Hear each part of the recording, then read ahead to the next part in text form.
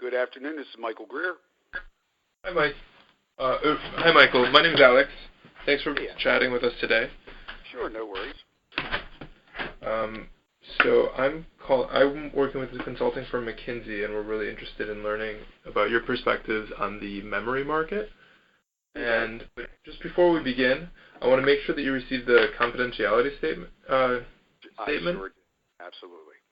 Okay, all clear on that? Mm-hmm. All right, great. And then, just as another, I want to say that we're looking, just to emphasize, we're looking for your outward-looking personal views on the market. We are not looking for any kind of confidential information, and and that's that. So and then, what I understood by the first email I guess I got last week was you're looking into the semiconductor region? That's right. Okay. All right, we can do that.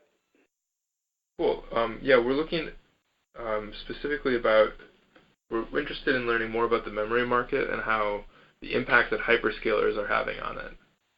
Okay. Well, let's get into your questions, and we'll see what I can do for you. All right, cool. To kick it off, could you just begin by telling us a little bit more about your background and your experience with... Sure, absolutely. I've been a lead technician and a designer and constructor of data centers. I worked for AWS for approximately 2.5 years. I worked for Google building their data centers and implementing all their servers, networking, infrastructure, and had some work with AWS on design builds for specialty clients. Okay.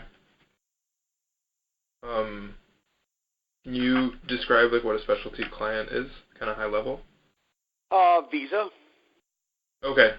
Okay, so we're talking about pretty much hyperscale, independent self-ran data centers.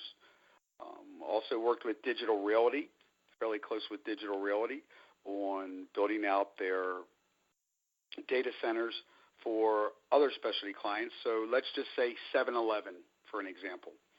Okay. 7-Eleven wants to store all their information, all their purchases, all their outgoing bills and all that. We would design servers and places for them to collect that data and hold that information in the cloud, more or less cloud services. That's helpful, thanks. And then just as one final question, we do want to ask some quantitative questions about revenue, CapEx, and number of units, and I just want to make sure that you'll be able to confidently answer that.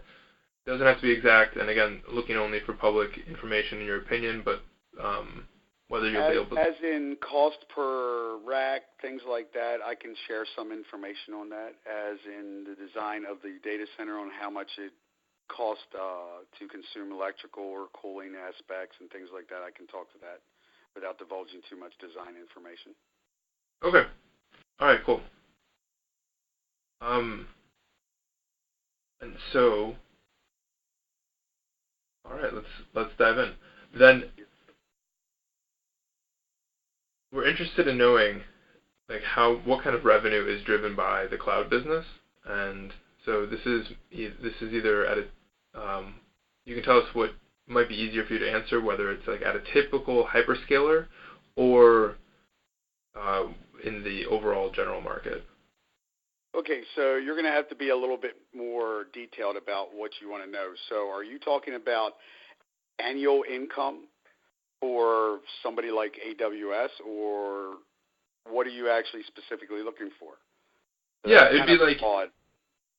Yeah, it is a broad question. So we're looking what kind of what is the income coming in for the cloud? AWS could be a prototypical example. Mm-hmm. Go ahead. So AWS, how can I say this? Your revenue depends upon your client build, all right? So there are clients that ask for specific firewalls, specific servers, specific network, and we'll start off at the basics. The thing that matters more to any client and any person that is going to come to your company or to a company that you want to purchase into is how fast can I get my information? Okay. So if we were to build, the best place to build a data center, of course, for operational reasons, would probably be at Alaska. Reason being, you don't have to cool the facility. Power is readily available, but there is a risk there. But the problem